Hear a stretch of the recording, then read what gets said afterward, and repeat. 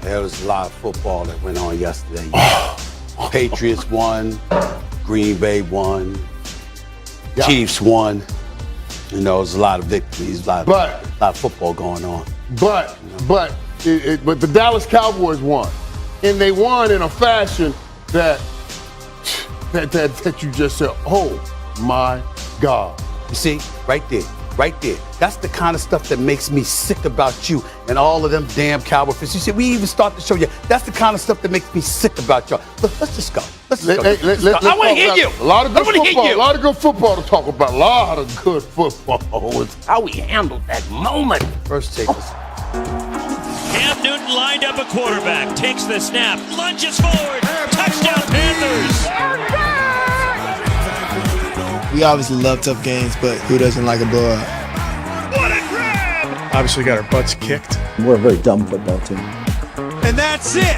We got a tie. I ain't never had a tie in my life before. I didn't know you could even tie in the NFL. I always told myself, if I get another chance to play, I'm going to go out there and do something great. Everybody want to be peacemaker, the heat taker, the beat shaker. Salute the scholars, we dominating in each major. Lessons getting counted on the count of my lines. What I find in the second. And the Green Bay Packers have shut out the Seahawks. It's fun to be back out there. You could feel that energy, and I think guys wanted to be on Sunday Night Football playing in a stadium like this against a team like that. I got my swagger back.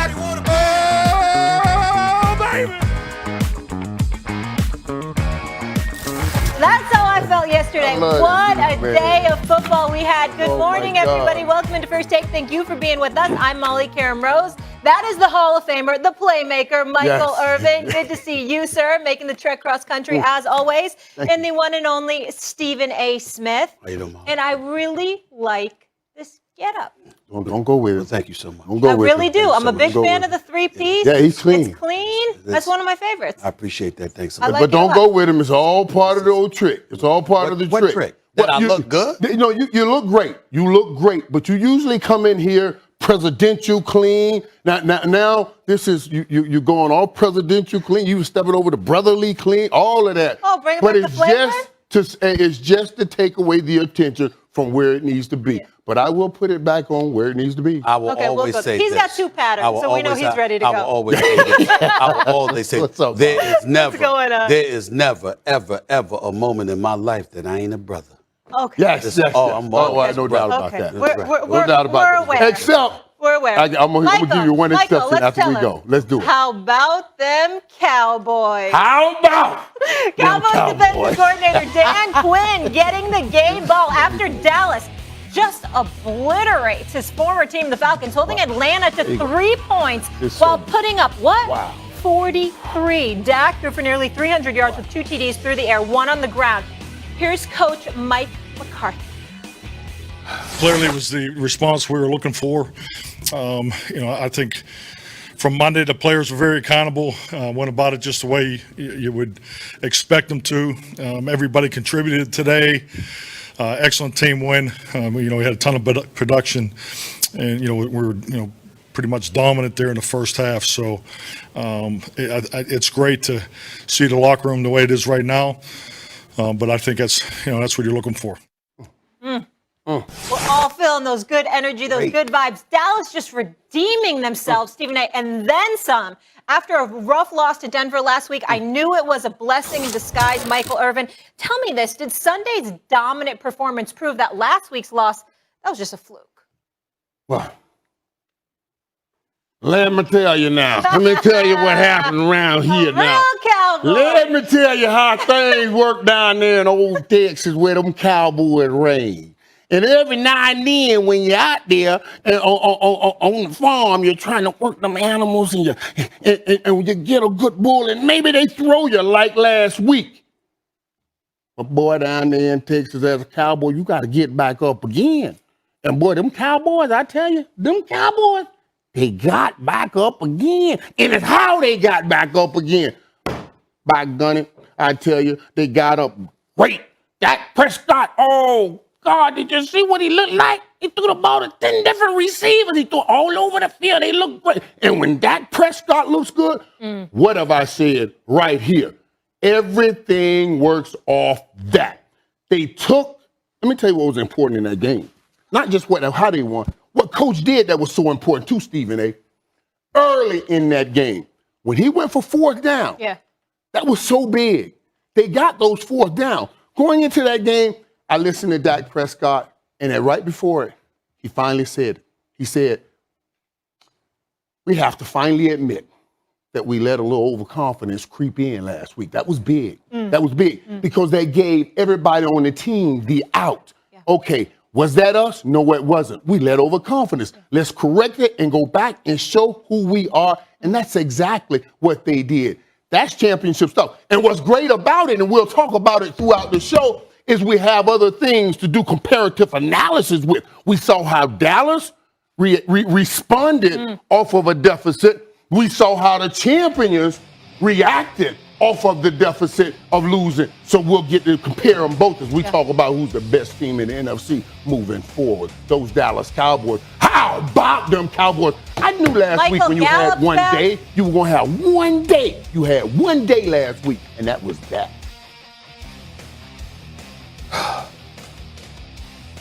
Take that stuff off the split screen. I want a solo shot on the camera when I say what I'm about to say. Okay, well, solo.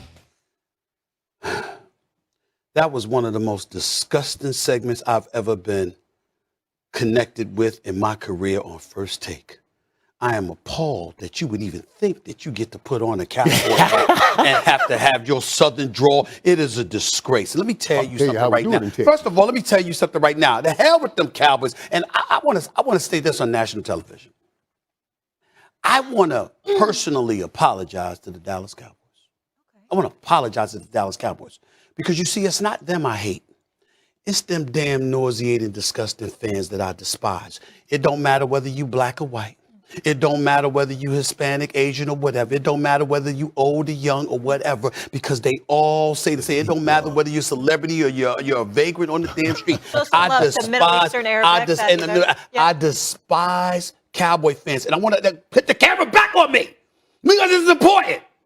I'm not joking. I can't stand y'all. Let me put this in perspective, and let me put this in its proper perspective. You know, I'm gonna call out. There's a few NBA fans. You know, I personally don't think me and LeBron James talk much because he's a Cowboy fan. AI is my boy, and I love him, but he a closet Cowboy fan. And damn it, when he bring up the Cowboys, I don't like talking to him either. I got one of my boys, my boy Champ in Detroit. I don't talk to him because he a Cowboy fan. Jamie Foxx. I love this man. Loves the Cowboys. I love this man. I love this man. I don't talk to him during the Cowboy season. I can't take it. Denzel Washington. Denzel Washington and I used to talk all the time. I don't know when the last time I talked to him because he's a damn Cowboy fan. I despise these people. And yesterday is a perfect example as to why that is. As far as I'm concerned, Cowboy fans ain't worth a damn. They're the worst. And this is the thing that kills me. Yesterday's a perfect example. Who are the Atlanta Falcons? They're the second worst defense in the National Football League. They can't stop a cold. They're pathetic. Okay? And then on top of it all, Matt Ryan, I want to hear that. Yeah, Matt Ryan still got ability. Listen, you got T.I. that came on First Take and said you could give Matt Ryan away. Okay? Is Julio Jones there anymore? No. Calvin Ridley didn't play yesterday. Who were their receivers? Do you know them? I've never heard of them. I'm just saying. I'm just looking at stuff right here. I'm just looking at stuff with it. Listen, Russell Gage and Taja Sharp. And I'm like, come on. Listen, the fact of the matter is, the Atlanta Falcons, as far as I'm concerned, was the equivalent of a bye week. You lost to the Denver Broncos. You had no they just beat the Saints. I don't want it. Miami. Listen, they beat the Jets. They won the last 3 games. Y'all are talking to a veteran. I happen to know Jameis Winston went down. You got Trevor Siemian as quarterback. You want to sit up there and give them credit for beating the Saints, who, by the way, just lost yesterday again. Be my guest. All I'm saying to you is this. The Atlanta Falcons pretty much are close to trash. Ain't nobody expect anything from them this year. We know that. Again, I'm going to repeat, the second worst defense in the National Football League, who were devoid of its offensive weapons. Now, because the Dallas Cowboys, who fell asleep and took a week off against Denver, shows up and shows out against the Atlanta Falcons. Here y'all are sitting there making a big deal. First of all, Atlanta is in the National Football League. Right. Whatever. All right, Mr. Khan, be quiet. I'm learning from you, Mr. Khan. Hold up. I don't want to hear him talk about UConn. Oh, how'd your Steelers do? What'd they get? Did they get a tie against the Detroit Lions? Don't even talk to me. Okay. Do not try to digress off this, Stephen A. I went back to the 2000s. Do not try to digress off I'm not digressing. Because you can talk about what Atlanta is not. We have to talk about how they beat Atlanta. This was not, you beat Atlanta 20 to 18. Come on, man. You put a 40 burger on a whole 40 burger. They ran a clinic. To 3 points. Right. They haven't had this in 20 years. Beat anybody. Don't you like to go back and say, well, y'all won the Super Bowl in 30 years? Why they hadn't beaten anybody by this big of a margin in 20 years. Before we move on, All right. I just want to look at the Atlanta Falcons here. You know what I'm saying? Because I'm looking at them and I'm just saying to myself, listen, I'm not overly enamored with them. Again, where were your weapons? What did you do? Who did you have to throw the football to? A rookie and Kyle Pitts? Yeah, that's Kyle all. Pitts. That's all. This is one game you're supposed to win. Give them some love. The Dallas Cowboys did what they were supposed to do. The Cowboys did what they were supposed to do. Let's not act like they've been resurrected because of it. I got at least 3 teams in the NFC better than like your Pittsburgh Steelers didn't do what they were supposed to do. And I know that. At least you have a nice suit on. They went back to what they were. Okay, and that's what that was the question. Let's do this. Was it a fluke? The answer is yes. Did you answer the question? Was it a fluke? Was last week's loss a fluke? The Dallas Cowboys back #1 on your big board. It was a fluke because Denver was up 30-0, and we know Denver's not good. Okay, you know what, So Michael? what? Michael, let's save him from moving himself. the needle, I'm not moving the needle. Yeah. I'm giving you facts. You asked the question. I answered it. Oh my God! Gentlemen, it was a fluke loss. We're moving on. Michael Irvin, we're moving on. We'll come back to this. He can't handle it. It's too much for him right now. He can't take it. Don't call him a comeback. Man. He's been here for years. Patrick Mahomes goes off on Sunday Night Football 41-14, making easy work against a tough foe in the division, the Raiders. Mahomes looking like the man we used to know. Listen to this line. 35 of 50, 406 yards in 5 TDs. Showtime back. We obviously haven't offensively played the way we wanted to, but we've been finding ways to get wins. And so I think guys have been just steady with the process of getting better and better. I thought pregame you could feel that energy, and I think guys wanted to be on Sunday Night Football playing in a stadium like this against a team like that. My guy Dan Orlovsky's here. How we feeling? I'm fantastic. How are you? Excellent. I brought some color to this. I mean, you obviously do every day, but they just went to their mood gray. So I brought some color to this set. He's got double patterns like usual. He's got a pop of purple. I like the way the suit looked. Oh, you're right. You're right. You see, that's you guys all. look good. Don't be talking about how it's my blue. I wear black, gray, and blue all the time. Listen, I got to come in and throw a punch early on. I'm just saying, but you got to be accurate. You can't be missing. Fall color. Okay. I'm feeling it. I work for Baker Mayfield's funeral today. Okay. You knew I was waiting for I'm ready. He's got awarded on. That's slick. Oh, I see what you did there for the loud. I got you. It took a second, but I picked it up. All right, guys. After 3 straight wins, KC is in first in the division for the first time this season. Did we jump off the Chiefs bandwagon too soon? No, we didn't. What we were talking about when we talked about the Chiefs were their defense. There was nobody in here that sat up there and said their offense is finished. We didn't look at Patrick Mahomes, Tyreek Hill, Travis Kelce, McCole Harbin, or anybody else and say, excuse me, they're finished. Nobody said that. What we said was your defense was trash. Your defense couldn't stop a cold. We didn't have any faith in the defense. Now they look a little better. We'll see as the season progresses. Right now they're in first place, but that's pretty much a product of how the Raiders have fallen off. And we got to have some sympathy for the Raiders. I mean, my God, week after week, there's always something that they have been going through. Gruden, now he's filing a lawsuit. Obviously, Ruggs. You had another player that was banished. I mean, they've got a lot of distractions. You got a new coach in there that was a special teams guy. There's a lot of stuff that's been going on with the Raiders, so we understand that. We all knew that Teddy Bridgewater and the Denver Broncos really weren't that damn good, okay? Teddy Bridgewater's allergic to producing in the red zone, okay? And then, obviously, you look at the Chargers. That's the one team that you look at and said, okay, they could give the Chiefs a run for their money. But when you look at the Chiefs and you were judgmental of the Chiefs, it was because their defense was horrific. You looked at Sorensen and Snead and these boys, and you said, excuse me, you see teams literally targeting them. Now, to their credit, they seem to have gotten a little bit better over the last several weeks. But the bottom line is, it's still up for grabs in terms of a question mark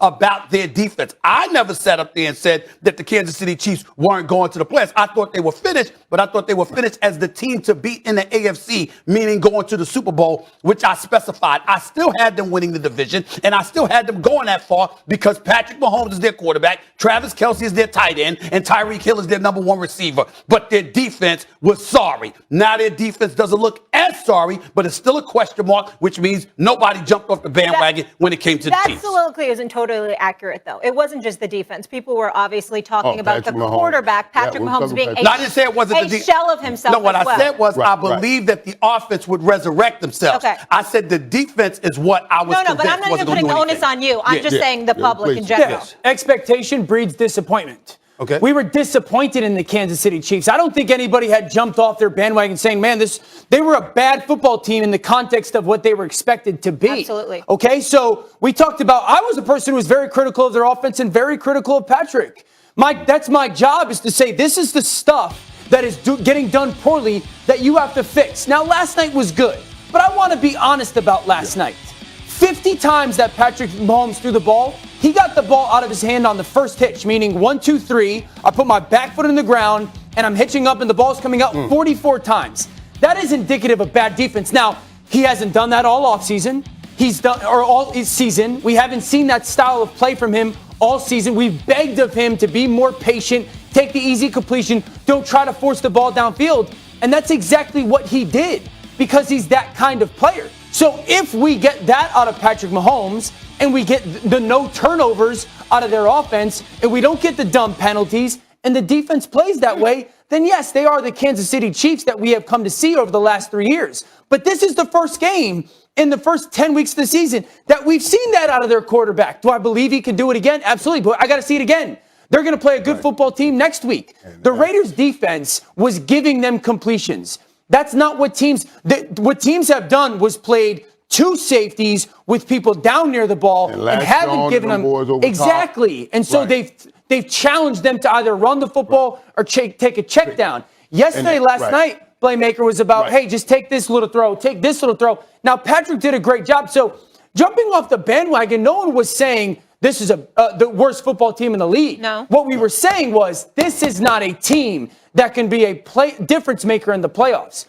If we get the quarterback like we did last night and decision maker and that defense, then yeah, absolutely, that's the team that we expect. And I was saying they were done.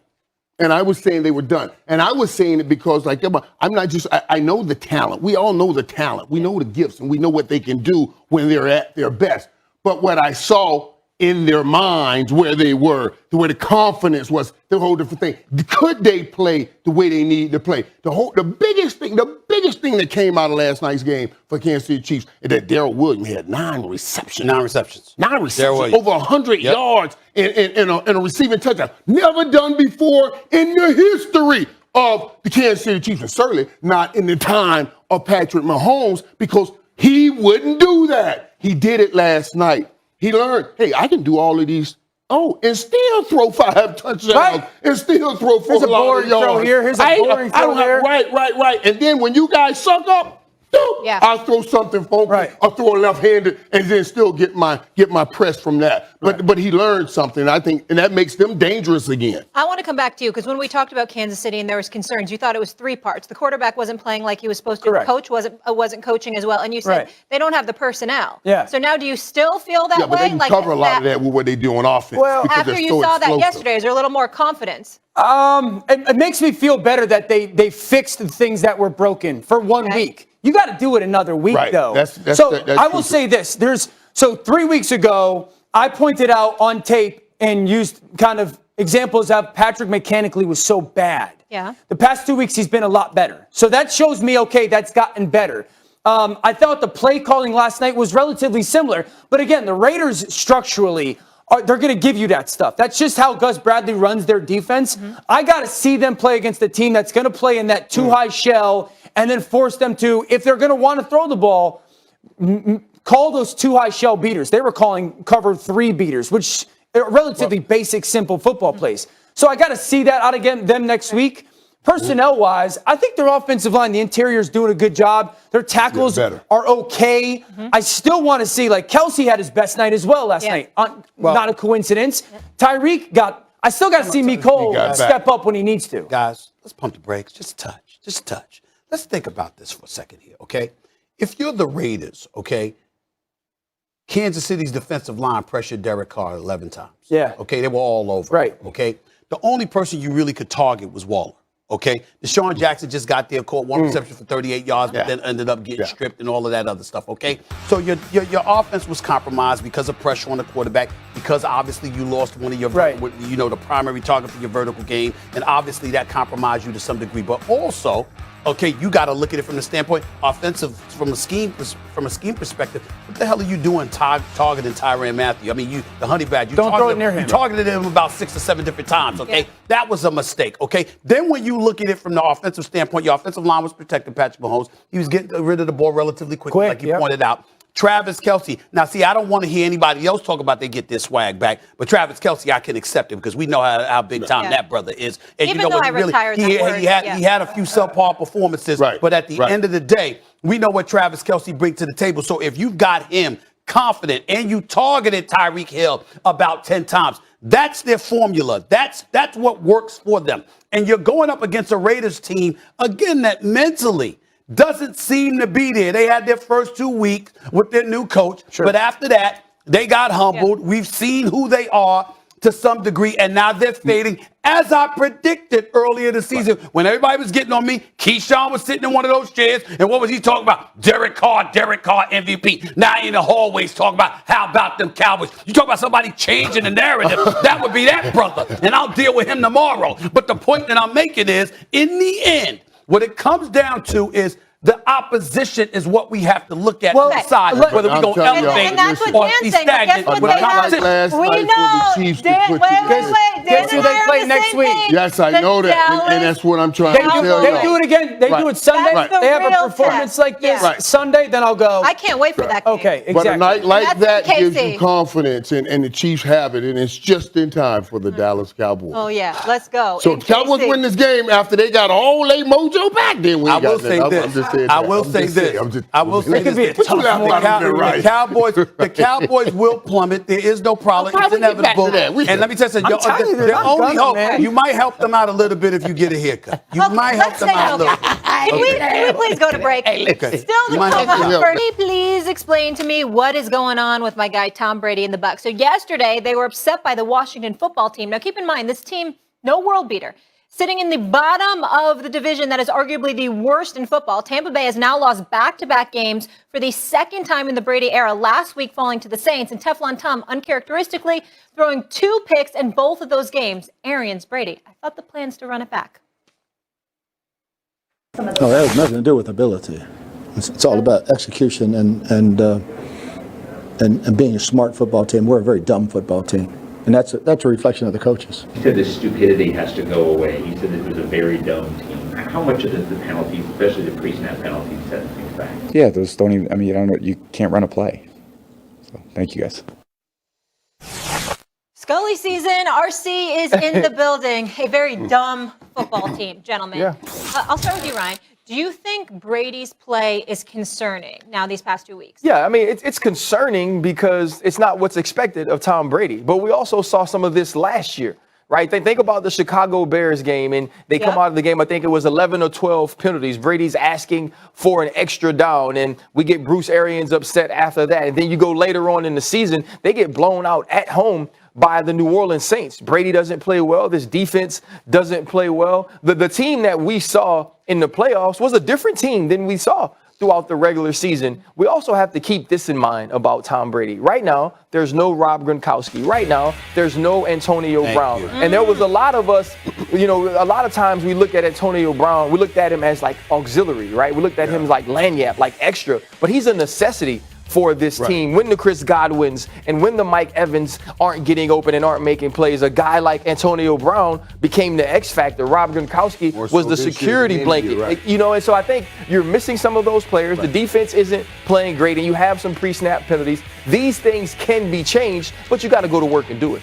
Well, listen, here's the thing. It is the thing that I'm not worried about Tom Brady. He did not play stellar football yesterday. We all know that. He had a few of those games last year before he really turned on the afterburners in the second half of the season. What really stands out to me is the defense again. And although we recognize from the very beginning of the season that they've been rife with injuries, the one thing that can't be ignored, you got Mr. Muffler himself, Taylor Heineke. What does he do? 13. Why you calling that man Mr. Muffler? Heineke. We get it. Heineke, okay? I mean, that's all it is. But I mean, I'm proud of the job he did. I know he performed well in the playoffs against Tampa Bay, okay? And the bottom line, he played against them again yesterday. Right. 13 of his completions went for first down. Yep. You know, I can't ignore that. That makes me look at the defense. We rave about the greatness of Todd Bowles as a defensive mind and the defensive coordinator. Yeah. We raved about how Tampa Bay's defense came on in the second half of the season. Well, guess what? We're still waiting for them to turn on the afterburners, to really amp it up. I totally agree with you about the offense. Come to me when Antonio Brown and Gronk is on the football field and tell me you're going to have problems with this offense. I don't see that happening. Right. Okay? What I see, however, is a defense that needs to get their act together because they scared no one. And what they're going to have to do is make sure they amend that. Can they? Let me tell you something. Let me tell you something. No. To let somebody drive 19 plays. Bro. Right there. 10 minutes. Plays, over 10 minutes. So when I saw the question about Tom Brady, I said, we're asking about Tom Brady. I mean, Tom had them right where he won. If you just give me one stop, Tom comes back and we win the game and he has another fourth quarter comeback, another fourth quarter win to add to his great resume already. But you couldn't stop this for 10 minutes. Yeah. You got to go in the locker room. It's going to take more than a shower to get this off you. This is something. Hey, that's that stink that don't wear This off. gonna last. This goes into the week, and you gotta hope and say you gotta look in the mirror when you put toothbrush to tooth and say, "Was that us? That can't be us. Who was that?" Because before you step on the field next week, Tom Brady ain't the problem. The manhood of everybody on that defense must get checked, and they got to check it at their own door. And the big thing about this is, like, you got to see them rebound the way, and I know you're going to love this, the way the Dallas Cowboys did. Yes. Right? How are they answers his downfall? Stephen A., I know you don't want to hear it, but here's the thing. So, and Mike knows this. To the rest of the world, not just Stephen A. And Mike, I am the world. I am the world right here. We are. This is first take. This is not Stephen A.'s world. This ain't Stephen A.'s world, bro. I am the world. I am the world. I'm the only cowboy hater.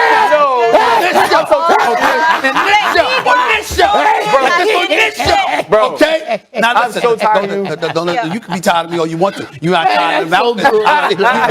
You mimicked my Super last week. So, hey, right there. Stephen A. Oh, yes. The point I'm trying to make in your world, in your world, the point I'm trying to make is the Dallas Cowboys were able to get coached hard last week. When you lose to the Denver Broncos like that, right, you can go into the meetings and now you don't have a rebuttal. You don't have an excuse. The Tampa Bay Buccaneers defense, they don't have a rebuttal. They don't have an excuse. They have to elevate their play. Todd Bowles can go into that meeting and say whatever he wants to them in whatever way he needs to say it to them because their manhood does need to be checked. To be on the field for 10 minutes, Stephen A. With Taylor, who's disputing this? If Taylor Heineke plays the Tampa Bay Buccaneers every game, he'd be an All-Pro.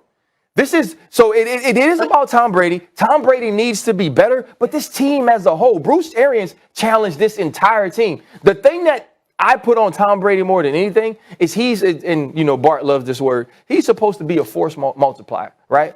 The Tom Brady effect is supposed to resonate. He does use those words a lot. That's his favorite word. That's his favorite. Yes, he does. You know what I'm saying? One last quick thing. Yo, you got it. They were being, this was the challenge. Yeah. This is what happened on the challenge. They lost going into the bye. Coming out of the bye, they were challenged. And they produced this. That's why they got to go in the mirror and say what happened. They have the New York Football Giants on Monday Night Football. Then they have the Colts. Then they have the Falcons. All right, so you said they're going to get right against the Giants? The Colts ain't no easy fight. Figure out why Brian go off like that. Who disagreed with you about Tampa Bay's defense? The Colts ain't no easy playmaker made a good point. I was following the playmaker's point. Apparently, in your world, that is not allowed. Okay. Right? Can I just say you should allow it with that terrible Marvel list you put out. Did I not just apologize?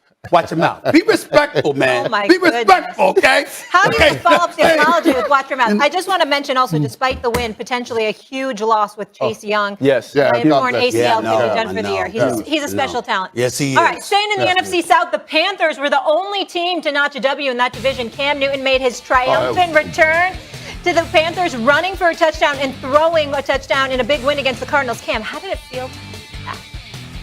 Oh, impeccable. Impeccable. Me and my boy Robbie had an unbelievable conversation last night over dinner. And it's great for things to come to fruition. I wouldn't even call it the new me, but I'm big on energy. Okay, let me just say this really quickly. I was watching on Red Zone, right? Right. So you're watching all the games. And I was feeling the energy. He comes out. First 2 times he touches the ball, he scores. Yep. And then I'm like, oh, hold up. Wait, Kyler Murray's not playing. Yeah. Oh yeah. DeAndre Hopkins not playing. So I didn't know how hype I should actually be, if I should curb my enthusiasm. And with that being said, Stephen A., did Cam prove this signing was more box office or box score? Absolutely not. He proved it was box office. I mean, think about it. He just spoke to the energy. We all know the level of enthusiasm the locker room had because, listen, if you know anything about Cam, he's hard to dislike, man. I mean, he's a good brother. He's a good brother, man. He's teammates like him. He's a good His brother. whole energy. It's the swag, it's the energy, and there's so much, and y'all can speak to this a hell of a lot better than me because y'all both played. When you got a brother who can play, because he's no scrub, and we know that. Right. When you got a brother who can play and you respect him, but there's just something about his vibe and his personality that makes you laugh, that makes you relax, that makes you not worry about the ails of the world invading your locker room. And he pulls you away from all of that because his presence just uplifts you and what have you. If you are the Carolina Panthers, you knew quick and in short order that was not a dude that you should have gotten rid of if you were Matt Rule. You should have thought about that. Tepper let him do it because I went to the college ranks and I got this coach Matt Rule from Baylor, who used to coach at Temple and did a great job on the collegiate level. Gave him $60+ million coming out of college, okay? And basically you had to say, when he says to you, I don't need this guy because I'm trying to build a culture, if you're Tepper, you have to do it. But once you're losing and you see just the negative effect that losing can have on a locker room. And you're looking, and I say this because I went to Winston-Salem State. It's an hour away from Charlotte. I'm very, very familiar with Charlotte. It truly, truly is the Bible Belt. You know what I'm saying? Yeah. I mean, they don't play. God and bless. so you've got to be of the right frame of mind. And when you got a city that's particular about who they gravitate toward, having such love for this dude, you can't just let him go and throw him by the wayside the way that they did. So the second you were struggling, you bring him back. He infused that energy in them. It's box office. That's what this is about more so than I'm anything else. hoping it's a little box score, though, fellas. But let me tell you what you're saying, too. Because the maturation, it was a perfect maturation. They drafted him in 2011. He won Rookie of the Year. Yeah. And then at the end of 4 years, which we all hope for every quarterback to draft first in 2015, he was MVP. They were going to the Super Bowl with a 15-1 record. That whole journey was a beautiful journey and a beautiful marriage. So they're so gripped together. And Cam, you can speak to this. Stephen A., you kind of hit on this. Cam is the quarterback. And the quarterback ain't always that cool with the whole team. 100%. Now, do you know what I'm saying? 100%. And if you get a quarterback that's that cool with the whole team, that's how they show up. Final word here. The thing I love about this is Cam Newton is not the right quarterback for 31 other teams. He's the perfect quarterback for this situation in Carolina. I must remind you, didn't Philip Walker play yesterday? Yeah, P.J. Walker played well. He threw 29 passes. Played well. Cam Newton threw 4. Yes, yeah, but he came in and hit pay dirt. I understand, and he hit against a Arizona Cardinals team that Kyler Murray wasn't playing. The big thing going forward is that's why it's box office. Yeah, they're just having fun with it. Well, the other thing, box office. The other thing I loved about it though, and it was when Cam Newton scored that first touchdown. Christian McCaffrey, who's one of the brightest stars in this league, absolutely lost his mind. Right, like he went to dancing and he was flailing his arms. It was that type of energy this team needed. Go back to Robbie Anderson and watch the way Robbie Anderson looked at Sam Darnold on the sideline last week and then look at Robbie Anderson right in the there interview. in the interview Right, with him. at least that Right. part. I get it's box office, but I want it to be box Hold on, score wait. because it brings Well, let me the tell you, excitement let me tell back. you where your argument comes into play. What? They have Washington and Miami that's gonna be good. with no change. over Yeah. the next Washington's gonna be 2 good. weeks. Washington's gonna be It good. could You could be potentially 7-5. continue. Yeah, It could be absolutely. 7-5. Absolutely. Yeah. All right, guys. The Browns lost by much more than 8. Today, we begin with the top-seeded Titans, who improved to 8-2 after winning their 6th straight, with each of their last 5 coming against playoff teams from a year ago. After failing to reach the end zone as more than 14-point favorites in their loss against the Jaguars last week, the Bills more than made up for it against the Jets, scoring 6 touchdowns as a part of a 45-point effort. Not Mike White today. And Bill Belichick led the Patriots to a big win, over his former team. New England has now won 4 straight, their longest winning streak since beginning the 2019 season, 8-0, having outscored their opponents by 100 points over.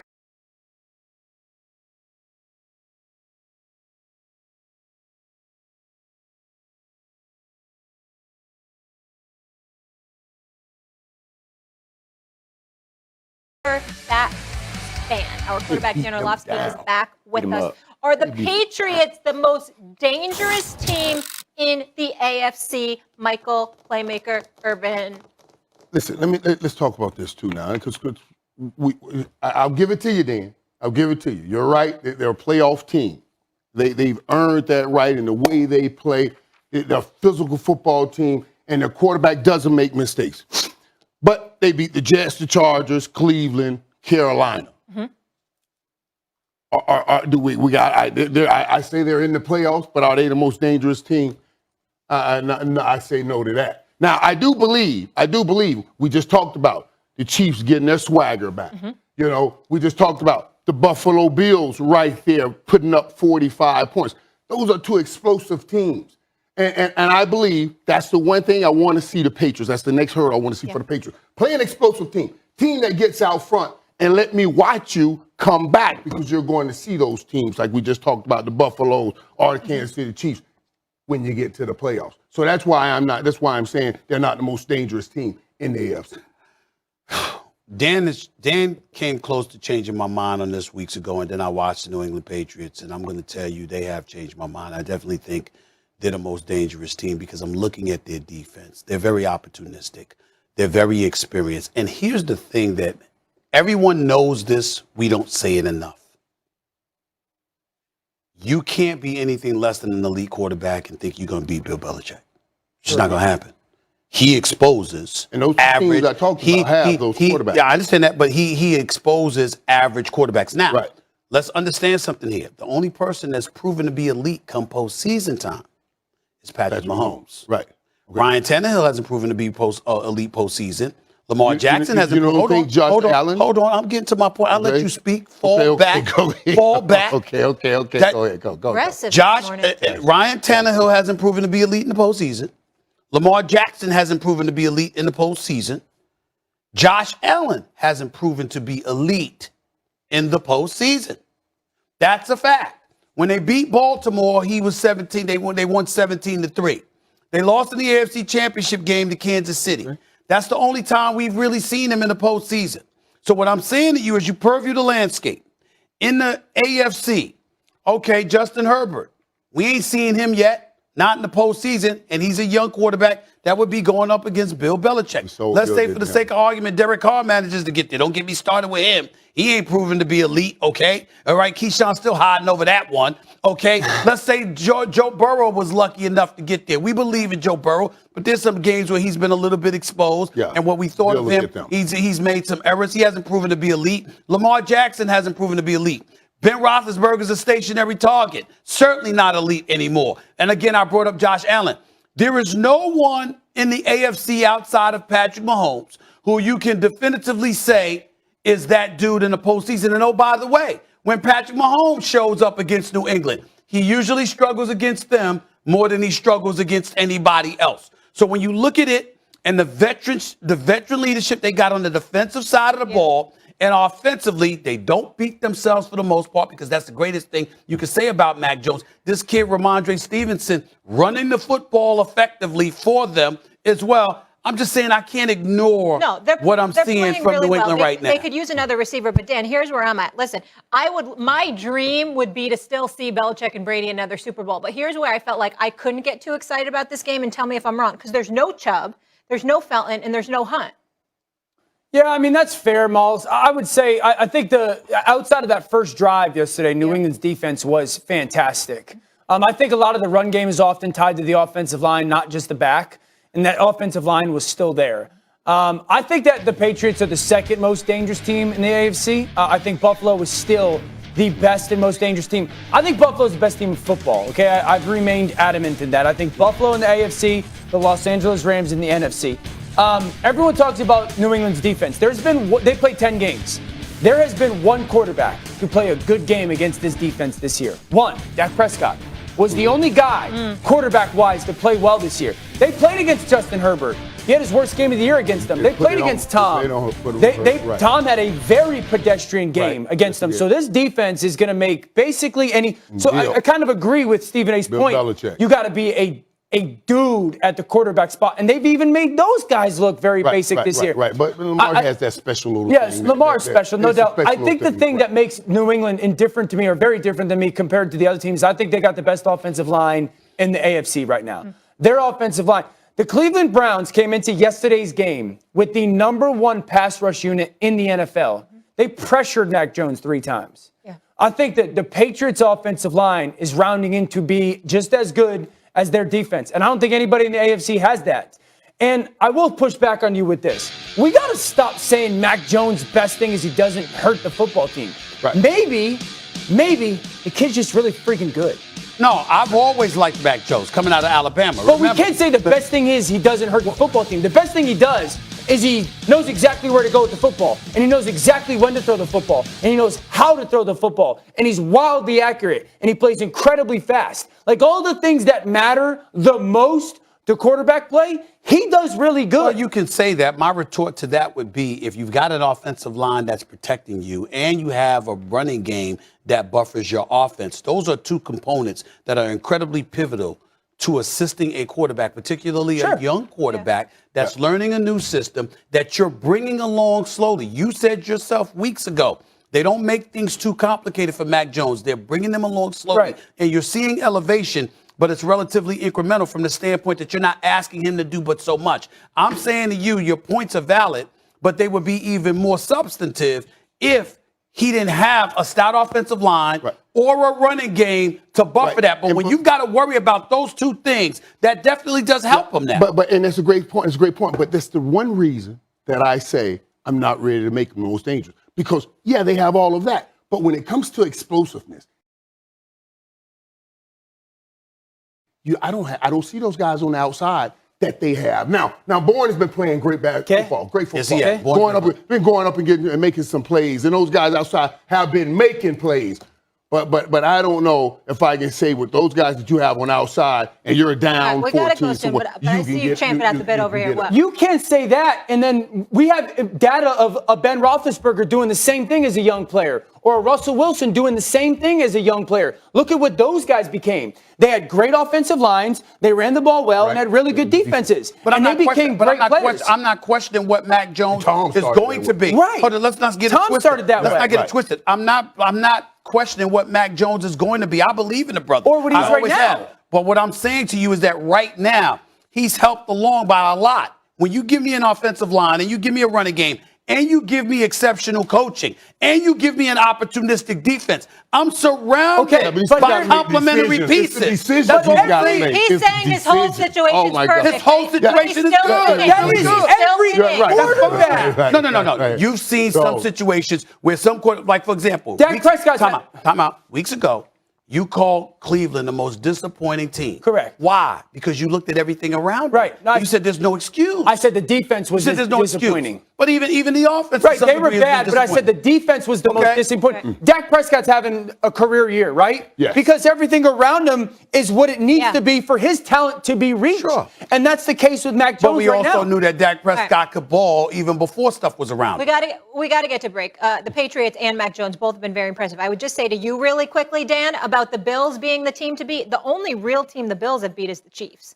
Yeah. So they've had a real easy schedule. They played the Titans. They lost to them. So we still haven't seen them against real tough competition. I thought we were. Yeah, listen. Just trying to keep it real. She'll turn Coming up on Thursday was a jump to you as he goes out on a limb. That brother rolled up in a press conference with pink pants. He can't do that. I mean, come on. Okay, He's 6'4", Stephen A. Excuse me, we have Stretches another out. hour, including this we'll be talking about. What the Cowboys did to the Falcons yesterday. Are the Packers Stephen A's real NFC contender? Plus, do not miss this one. Can Belichick's path go further than Brady's Bucks this postseason? Yeah, we're going there. All that and more. Don't go anywhere. But first, the Cowboys. How about them Cowboys, Mr. Smith? Defensive coordinator Dan Quinn gets the game ball after Dallas just obliterates his former team, the Falcons, holding Atlanta to 3 points while putting up 43. Dak threw for nearly 300 yards with 2 TDs through the air, 1 on the ground. Let's take a look here at the NFC playoff picture. Those Cowboys have a strong grip on the NFC East. They're currently the 3rd seed in the conference. Meanwhile, there's been a shakeup at the top spot as the Packers win moved them ahead of the Cardinals, who are without Kyler Murray for the 2nd straight game as he deals with an ankle injury. RC back here with us. Stephen A., are the Cowboys the team to beat in the NFC? Hell no. You can't say it. Yes, I can. No, you yes, can't, I bro. can. Yes, I can. Yes, I No, you can. can't. Excuse me, defense suspect. I don't want to hear about yesterday. I'm not gonna let y'all do this. I don't want to hear about yesterday. That bye week that they really had because the Atlanta Falcons ain't a damn team. They just won 3 out of 4 games, I don't want to hear nothing about them. Okay, we all know where they're going. Nowhere. T.I. already came on first thing and talked about how they need to get rid of Matt and Ryan and everybody else. Julio Jones got out of town just in time. Calvin really probably want to get out of town. Kyle Pitts probably saying, "Damn, if it wasn't for the ATL being the ATL, I don't know if I'd want to be here." I mean, this is what the situation. And by the way, their practice facility is an hour away from Atlanta. I don't even know why they call themselves the Atlanta Falcons. Now let me get to this point, okay? Let me tell y'all something. Have you been watching the Los Angeles Rams? And I know why Robert Woods goes down with the ACL. I'm very concerned about that. But I believe in OBJ. I believe in OBJ. I certainly have no reason not to believe in Cooper Kupp, Higbee, and the boys. I'm just saying, Matthew Stafford throwing the football, flinging it around, Sean McVay's play calling. You're supposed to be those dudes, right? Let's see what they do. And oh, by the way, has Green Bay not been winning? Has Green Bay not been winning? Yes, they're not top 2. Has Green Bay not been winning? The Cowboys not top 2? They top 3. They top 3. How come they can't be top? Why they got to be top 2? How come the Rams and the Packers can't be ahead of them? Are we saying that I have no case for that? Are we saying that I have no case for that? Yes or no? Because listen, we already know what case you're gonna make. The point. No, wait a minute. They were my number 1 team in the NFL 2 weeks ago before they lost it. Whatever. I had them number 1. I had them number 1. All right. And then they went to bed because they were allergic to prosperity. They were allergic to prosperity. The second you start bloviating about them, they plummet like a bag of bricks. I'm telling you something right now. It's gonna happen. When you look at the Green Bay Packers and them winning football games, let's take into account who their quarterback is. Now, he was a bad man for a different reason in the week leading up to this damn game because of what happened with him and lying to the public like that, all right, and to the media and all of that stuff in regards to COVID. But he's still a bad man. That is Aaron Rodgers. The defense has been coming together, okay? Defense hasn't played well. And you know his weapons are going to be there. You expect his weapons to be there come playoff time, even though I am concerned about Aaron Jones right now. That is a question mark about Aaron Jones. I hope his injury ain't as serious as they were saying that he would, even though Dylan filled in admirably. I'm just looking at Can you go, playmaker? Go ahead. Can you go, man? Are you gonna ever get to talk? This out, man. It's like what football? What is football about? You talked about it. You said you had them number 1 and they plummeted. Now what we go through every game. We want to see how many challenges and obstacles can you overcome. What the Cowboys did after bouncing back after that plummet. You're right. They plummeted. They felt the love from everybody and believed it. And they plummet. And they plummet. Oh, my God. But give them the opportunity to learn from it. It's how you bounce back. How many years you need to learn? I mean, you say this every year. No, it's this team, Stephen A. It's this team right now. I'm with you. This team is built now. This team built now to have success. Oh, my God. Let me tell you why I say this, too. Even the backups are playing well. Preach to them. That's what you got to say, okay. And I watched. I was in my living room watching. And I know you don't mean nobody no harm when nobody goes down. Right. But when Randy Gregory went down, you said, And I heard you say, I wish the brother well. I hope he gets well. And who was the adult in the room like usual? Proud of it being for football reasons. Right. You did say that. You did say that. But when I talked to Big Cat last week, I said, Big Cat, how y'all going to Leon let? Y'all know Big Cat. I said, how you going to get spread? He said, man, I got this young dude Armstrong. He going to show. Showed up. Watching the game. He showed up. Yep. So he showed up, and I said, oh, see, now you got Tyrod Smith out. And still, to Tycho, I said, I don't know anybody. But he played better. He showed up. That tells you something. Now the backups are starting to step up. When they say the next man up, the Cowboys really can't put the next man up. Stephen A., you're talking about the bad man in Green Bay? Dak Prescott's playing better than Aaron Rodgers. Yes. Are you not watching that? Wait, did you just hear that? Dak Prescott is playing football at a higher level. Overall, not last week against Denver, but overall, yes.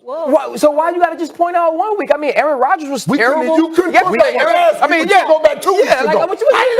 You can't go back to last week. Because this is why. You know who Stephen A. is? Do you have someone in your life they're just stuck in the past? He's stuck in the past. They live in the past. You don't know how to forget. But he only goes there when he wants to. That is you. You live in the past. You live in the past. Welcome to 2021. You know why you're living in the past? It is a new day. Let it go. Now, you know why you're living in the past? Because the present is too bright for the Dallas Cowboys. You don't want to see that star shine. The path of the righteous gets brighter and brighter. Yeah, you don't want to see that glimmer in Jerry Jones' eyes. When you watch this team play, down. When you watch this team play, and Dan mentioned it when he was talking about the Patriots, the only quarterback that's played good against the Patriots is Dak Prescott. The dude is the ultimate leader. Look at what they were able to do yesterday after playing the way he played the week before, right? He stayed in the game until the end. It wasn't Mike McCarthy made a choice, but if Dak Prescott wants to get off the field, he can get off the field. He could be sitting where Baker Mayfield was sitting yesterday at the end of the New England Patriots game, but he's not,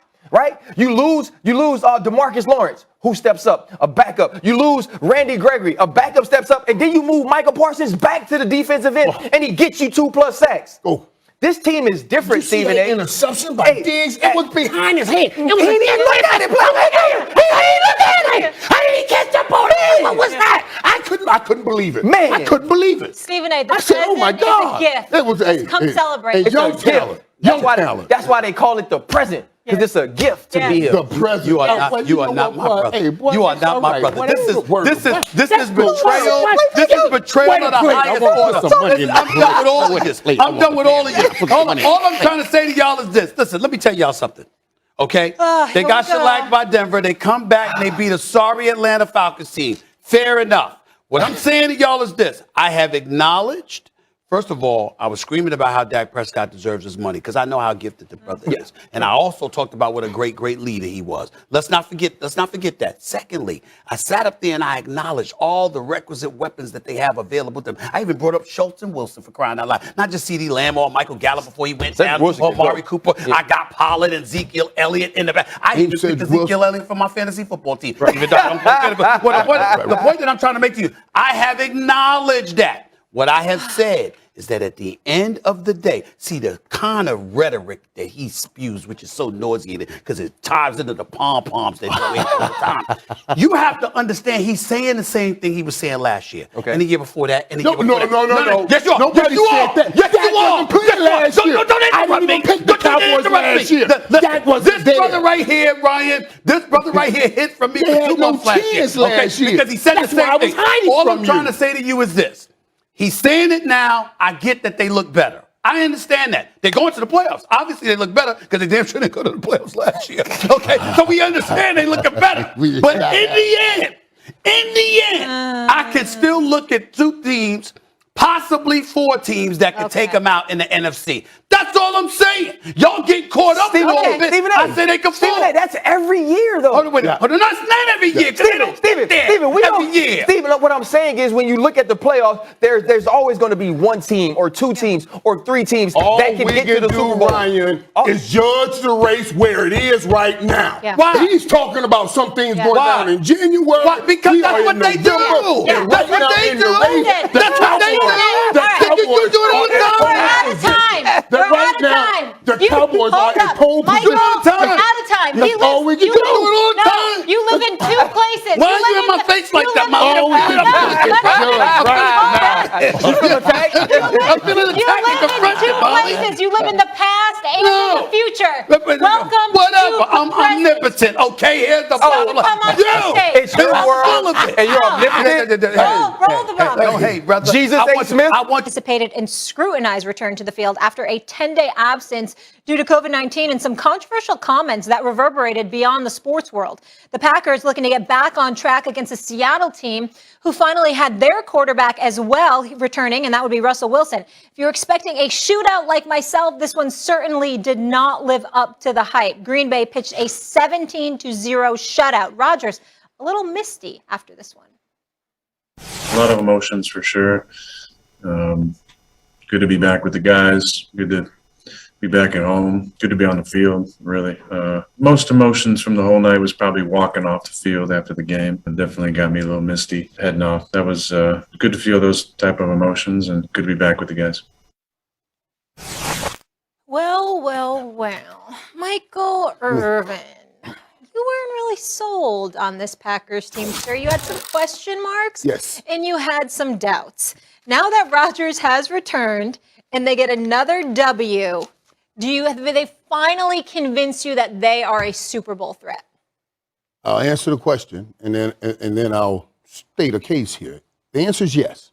Now, let me tell you why I state this case. Okay. I want you guys to understand, as I said here, you kept asking me, do I believe in the Packers? Are the Packers really a Super Bowl contender? I said, not yet. They had that one element. I kept saying, I need more elements out of them. They had that one element where we saw Aaron Rodgers, that bad man, Devontae Adams, destroying everybody. Yeah. It was destroying everybody. But I was looking at the whole team at the same time, not just the glitter on top of it. I said, oh, okay, they had played in those first games. They played New Orleans, Detroit, San Francisco, Pitt, Cincy, and Chicago. In those games, that's what they started the season with. In those games, that defense was 100% green zone giving up touchdowns. 100%. All of these teams, they get 100%. They will get everything. They're last in green zone defense. Last. So you're letting every team that gets down there score a touchdown. Now, they played Washington after Chicago, and they played Washington. They went 0 for 4 in Washington. And since then, this team is the number one team in scoring defense, giving up only 11 points a game. The last 3 games, they took out Murray, 0 touchdowns, 2 interceptions. Took out Mahomes, 54% completion percentage. Took out Wilson, 0 touchdowns, 2 interceptions. I said, oh, okay, that's another element that I had been talking about. Let me see. Before, this defense was horrific. They didn't have that element. Now they're playing Super Bowl defense. And one last thing. I watched it when I was doing that game that Thursday night when they played Arizona.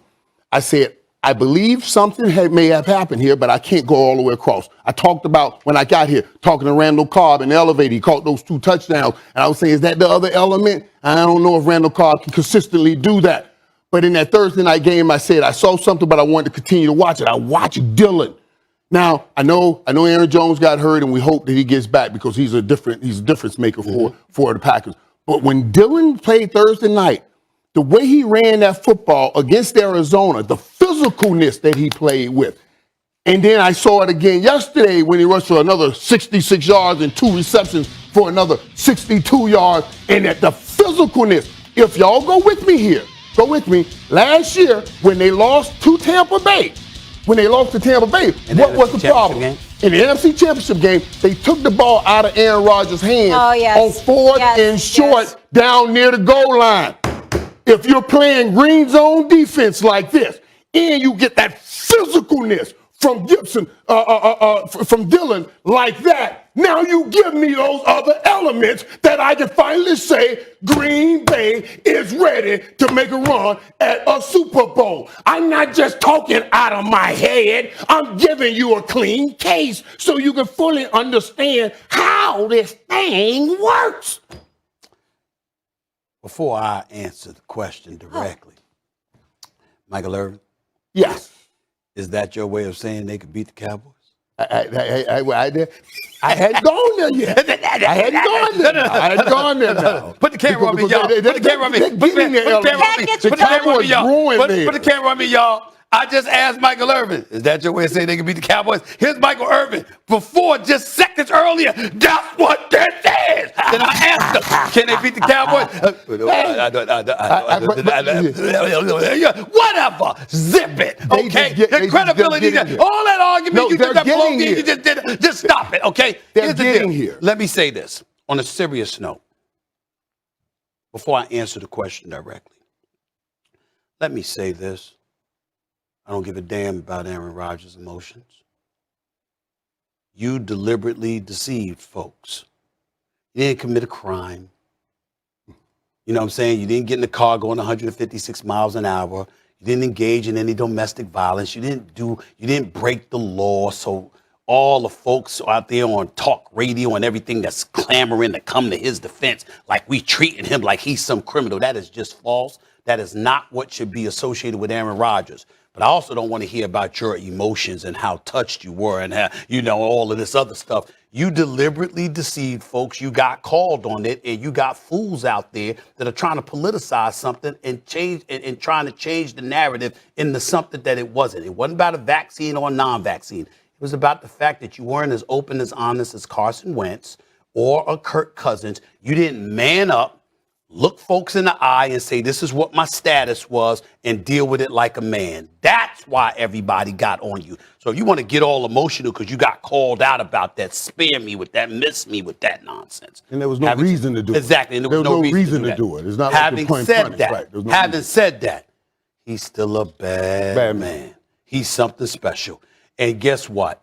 I'm looking at Green Bay, and they are a legit Super Bowl contender, to answer the question directly. Make no mistake about it. Will say this, though. I do have cause to pause. Aaron Jones might be out. That was a nasty-looking injury. He was taken off the field. It did not look good. Now, A.J. Dillon filled in admirably. But the two-headed monster that they are together makes them lethal. And with Valdez-Scantling back, and with Lazard back, and with Devontae Adams back, and with Randall Cobb in the lineup as well, with Aaron Rodgers behind center and Bakhtiari scheduled to come back as well to buffer their offensive line as one of the more reliable pieces Aaron Rodgers has ever happened in front of him.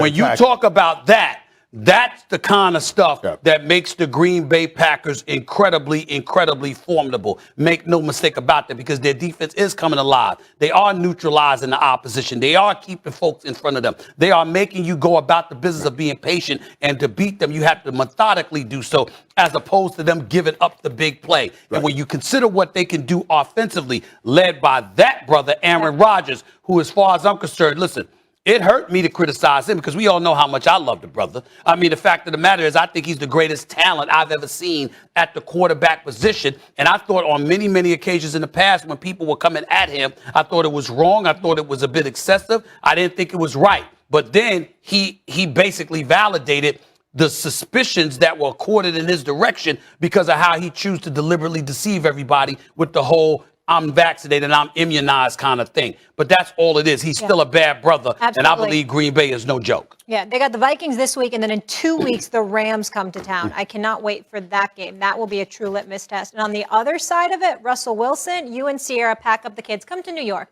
Football Giants. No. We're ready to have you. He deserves better than that. Not New York Giants. No.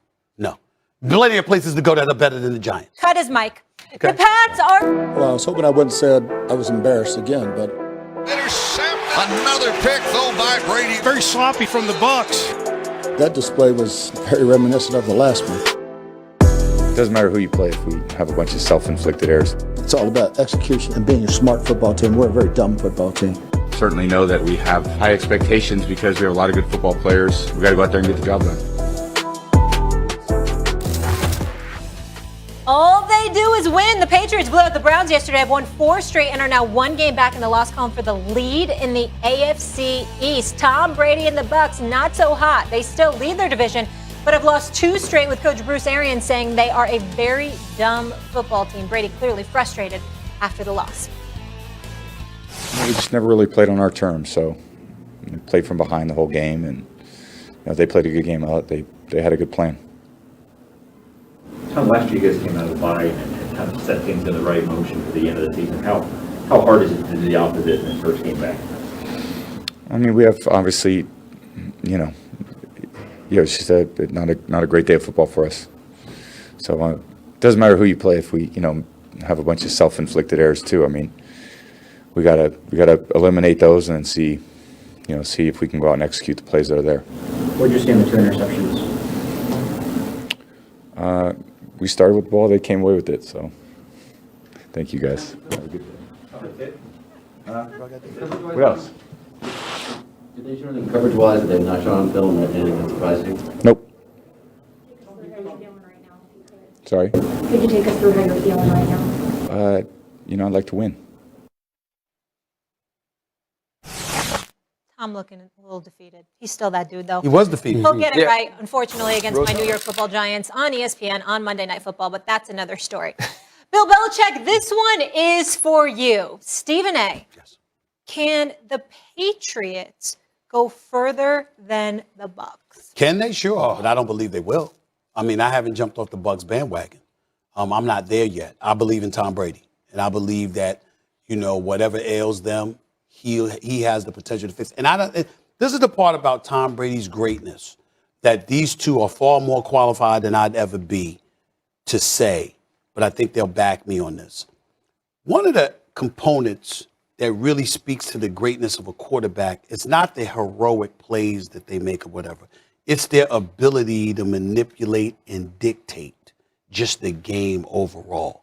Tom Brady is the kind of person that can go into a playoff game, and it's not just about Antonio Brown and Mike Evans and Chris Godwin and Rob Gronkowski or Leonard Fournette running the football or an offensive line blocker for him. He's looking at his secondary. Yeah. He's looking at his defensive line. He's looking at the overall productivity of a defense. He's imagining what that defense is going to be able to do against that offense. And he games plan within the crevices of his mind about what I need to do to dictate this game in a fashion that's going to offset whatever the defense might cause as a problem for me. So in other words, I sit up there and I got faith in my defense. Well, I can air it out and we can get into a shootout and it's cool. Or if I believe that this team will pick our defense apart or whatever, then I engage in ball control because I want to keep the ball out of their hands. Let me slow it down. It's similar, believe it or not, to what LeBron James does when he's on the basketball court. The greatness of LeBron James, but also what makes it difficult to play for him. If you're a guy that you're a star, you want the ball, give me the ball, like Kyrie Irvin. Give me the ball, because he wanted to be that guy. But LeBron James has the ball in his hands. And Molly, this is exactly what he does. He grabs the ball and he looks. Where's the mismatch? So if I sit up there, all right, Mike, come pick this dude off because I want this dude right here. Right. Or come pick him off because I want this dude right here. And that way, that could lead to you getting the ball because this particular play, I need you to get off. I'll come in and I'll get mine later. This is what Tom Brady does on the football field. That's why I believe in Tom Brady, because the Patriots, as great as I think Mac Jones has the potential to be in that system, he's not that yet. Yeah. And let me tell you something. You add what I add to it is he knows how to work on their minds. I mean, last year when we talked about going to the Super Bowl, and I heard he was texting everybody saying we will win. That's saying, I know maybe you don't believe this, but we will win, and convince them. What this truly comes down to is, okay, I think Pats go farther than Tampa go farther than Pats. Let's look at the top teams in each conference. I mean, okay, in the past, the top team, we just talked KC, Bills, and Tennessee. Over there in Tampa, it's Dallas, Green Bay, the Rams, and Arizona. And whew.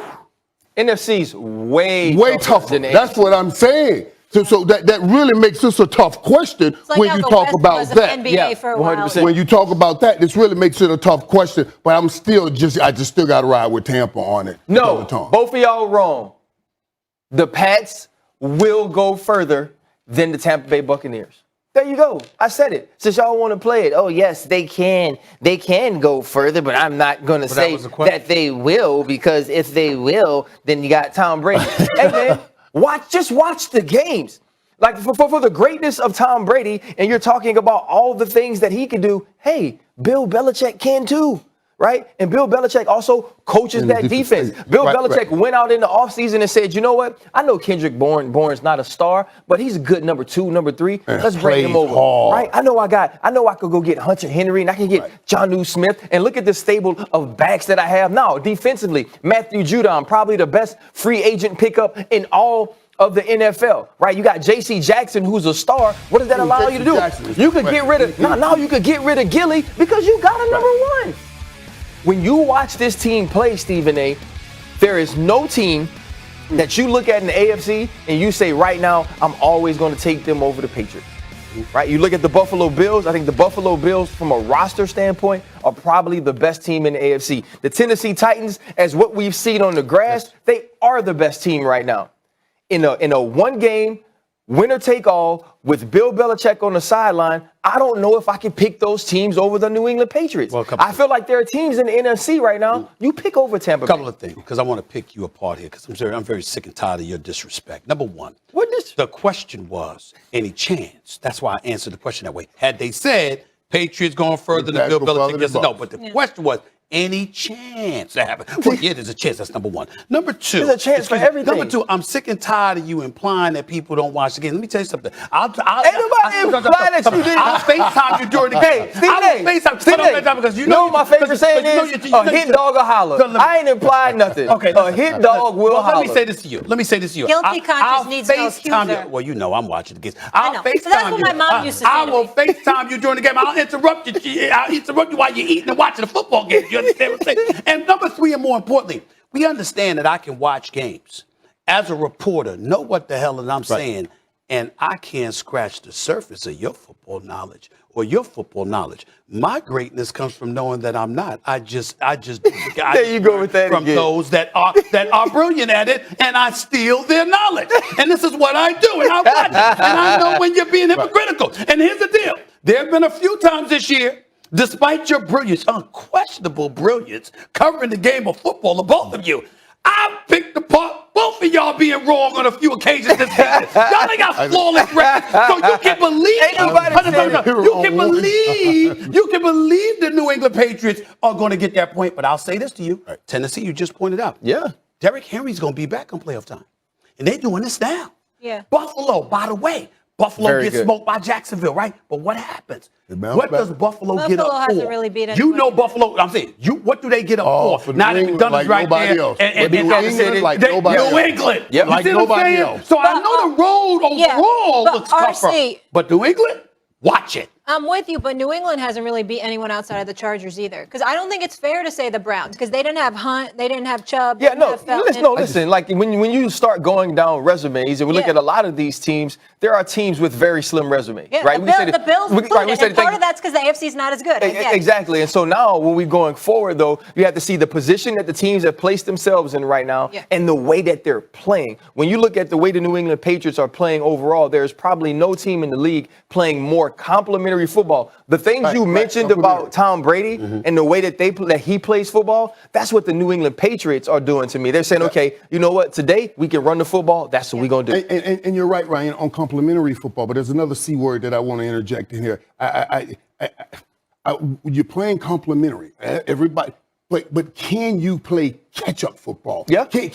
I want to see how you perform in chaos. Right now, everything's going good for them, so he can all play. Everybody can play within themselves. But let me see you down 14. Yeah. Let me see how you handle those situations. And I don't know if they have the.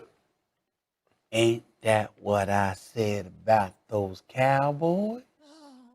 No, they beat them. How do we go back to that? I'm just saying. I'm watching him switch his argument. No. The Cowboys are come back. This segment was over, and now you brought it back. I'm just saying. I'm just listening to him. He said the complete opposite when it came to the Cowboys. I did not say this. I said exactly the same thing. No, I said the exact same thing. What did he say? Let's show Colby what is adversity. Did he say that? Yeah. Did he say that? Right. Did he say that? Atlanta's adversity? Denver wasn't supposed to be adversity. Okay. The Giants, Carolina, the Jets, but they showed you how the adversity was Denver, and they came back in Atlanta.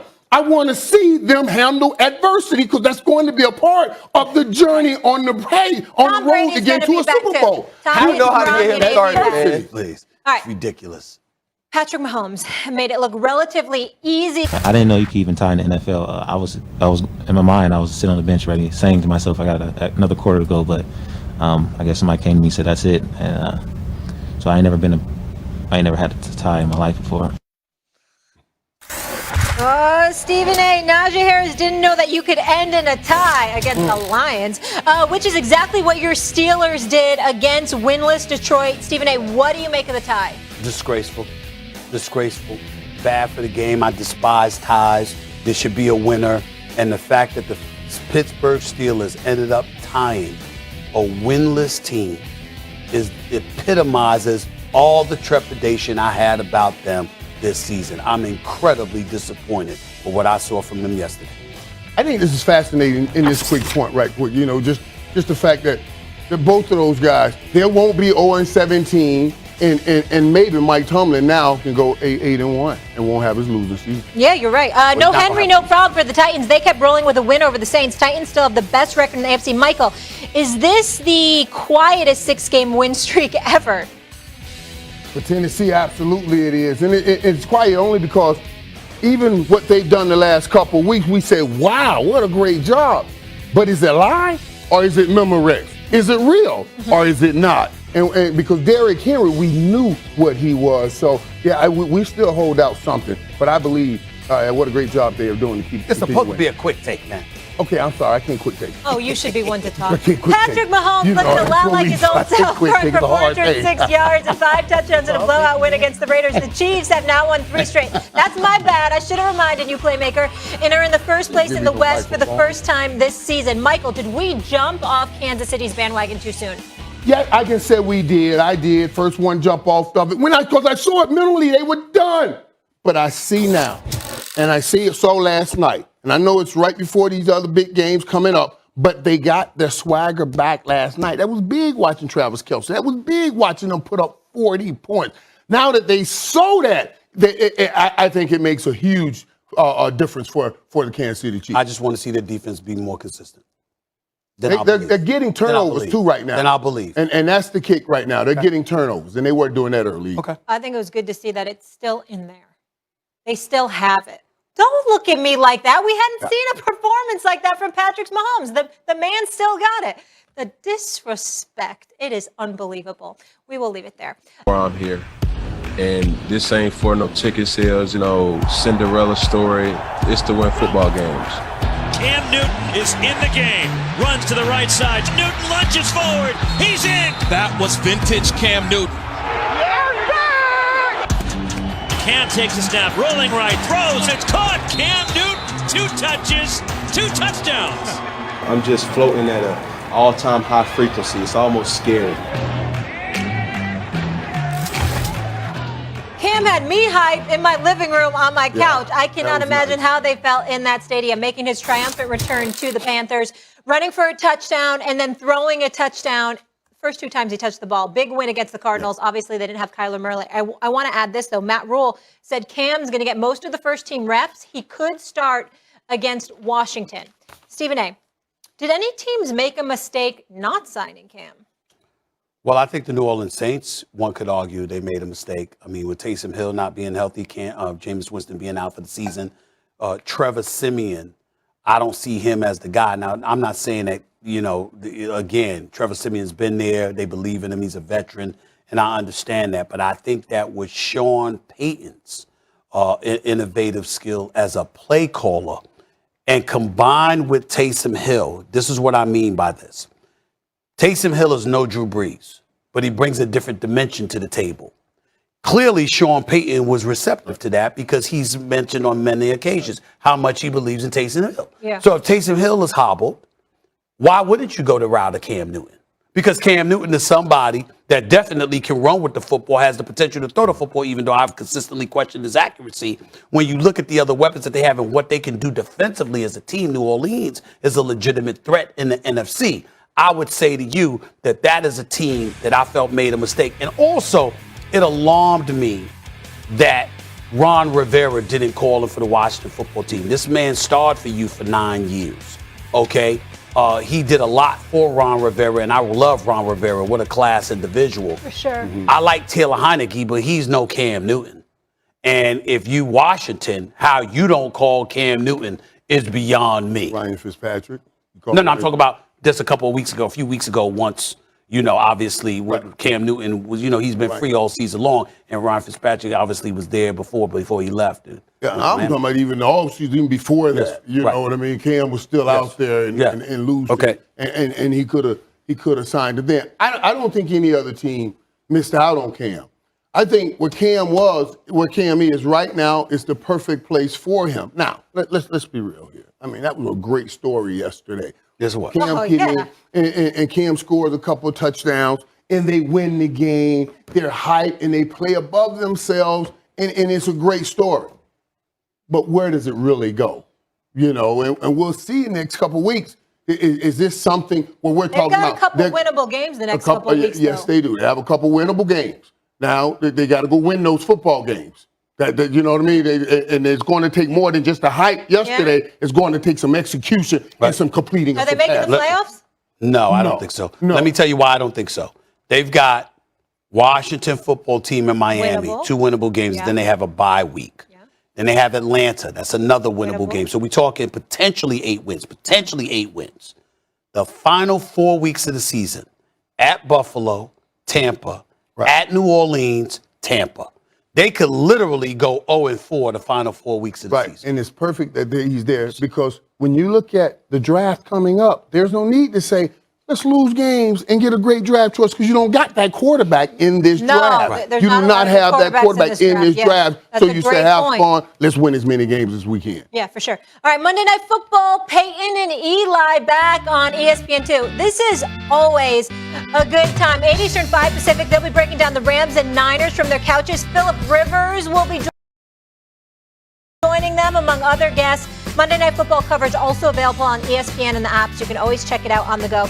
Stephen A. OBJ will make his Rams debut tonight. The Rams will also be without Robert Woods, who tore his ACL in practice on Friday. Thank goodness they got OBJ. Who do you have winning tonight, Stephen A.?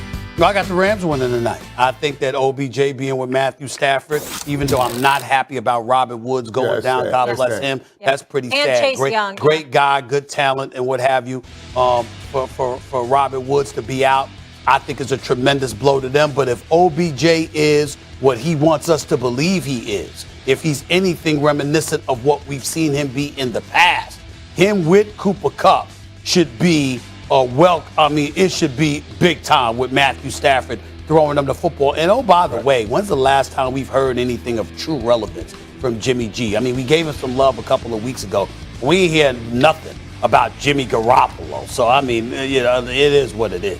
We've been talking a lot about Odell Beckham, and Odell Beckham, it's exactly what he wants. That's why I said to you guys right here that a market was very important to Odell Beckham, and he got his market in L.A. He wants to be a part of the show. Right, he wants to be a part of the show. Now, let's look at the numbers on this, because Matthew Stafford throws the ball about 36 times a game. 11.5 of those targets have gone to Cooper Kupp. 8.5 have gone to Robert Woods, another 5 to Higbee, another 5 to Van Jefferson. Now, and so when I was looking, I was like, okay, where do you fit this in? And then Robert Woods went down. Mm-hmm. Now those 8.5, you can slide over towards Odell Beckham. Do you know Odell Beckham coming from a place where he was getting 1 or 2 targets a game? Now he's going to get all of those targets. It's going to be it'd be incredible to watch him play.